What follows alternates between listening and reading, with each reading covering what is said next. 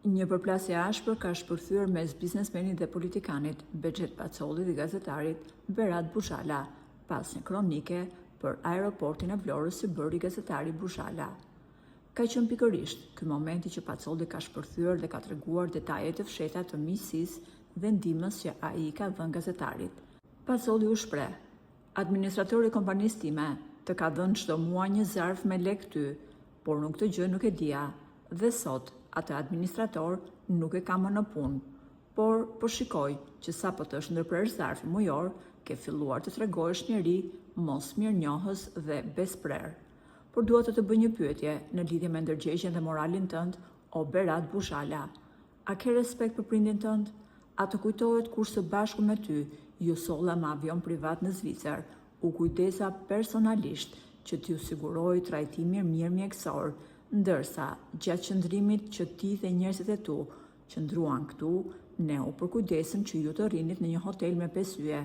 Pas përfundimit të trajtimit, ju ktheva sërish në Kosovë në të njëjtën mënyrë, me avion privat. Nuk e kam përmendur kurrë këtë, sepse ndihma nuk jepet për të përmendur, por ti ke kaluar çdo limit dhe nuk ke më asnjë fije burrnie." Menjëherë pas kësaj ka reaguar edhe Berat Buxhala duke treguar për sëmundjen e mamas së tij.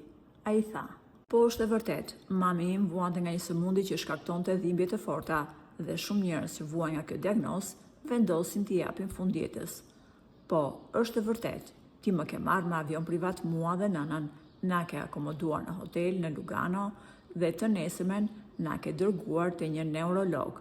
Edhe sot, unë të falenderoj për këtë ndihmë.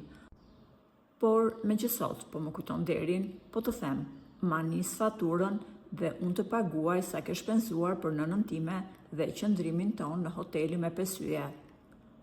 Po ju, si komentoni këtë rast?